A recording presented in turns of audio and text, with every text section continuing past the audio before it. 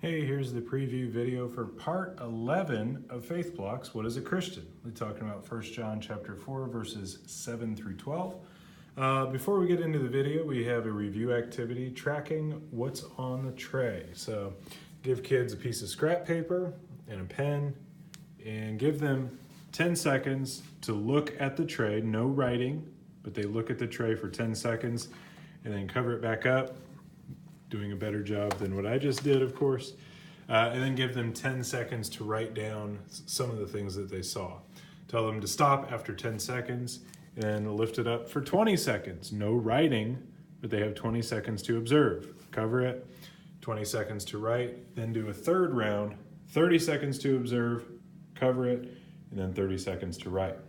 And then your discussion with that is just the importance of repeatedly taking note of things. And even though throughout the whole series, 11 studies in so far, we've been talking about some key ideas, the same 3 key ideas, it's still important to go through those things and remember and double check that we're following along with what John is writing in his book there.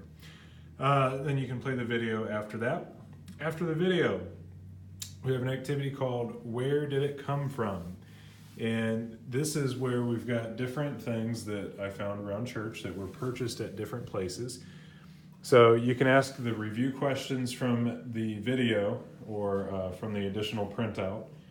And then as kids answer those questions correctly, they can try to match up where each item came from. So they might look at these fish and think, oh, that looks pretty crappy. I bet they came from Hobby Lobby.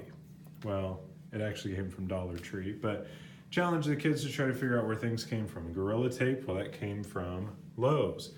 Your point in all of this, as listed in the discussion, is that, we go to these different stores to get these different things, but for love, for real, true love, that only comes from God.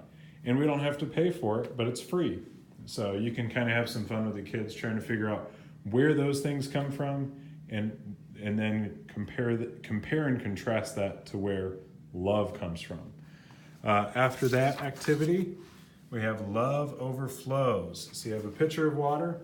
You can pour that onto the sponge here on the plastic plate, and then bring it over to the bucket and squeeze it and wring it out, demonstrating to kids that the water is like God's love. We are the sponge. If we have God's love going into our lives, then in those moments when we're interacting with others or when we're under stressful situations, we have God's love coming out of us. So whatever is going into us is the stuff that comes out of us in our interactions with others. Then in the discussion there's talk about, well, if that was vinegar, something stinky and tart like that, well, that's not going to inspire those around us if we're filling our lives with toxic messages and then sharing those toxic messages. Last activity there is no supplies needed. It's just a simple game of I Spy. So you can play a couple different rounds of that, allowing each kid to be a spy. Just encourage them to be honest. Like if they're spying one of the pine cones and I spy something brown and someone guesses, is it a pine cone? Encourage them to be honest and admit, yes, it was a pine cone, rather than trying to think on the fly and change it to that brown piece of construction paper on Miss Kristen's cabinet. Okay, so encourage some honesty if someone guesses their answer. And so with that I Spy, the discussion part there is that 1 John 4:12 says that while no one has ever seen God, if we love each other, God lives in us. This means that others can see God in the way that we share his love and express it in our behaviors and attitudes.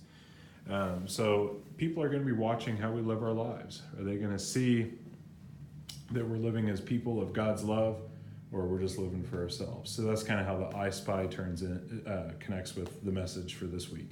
So that's it. Thanks.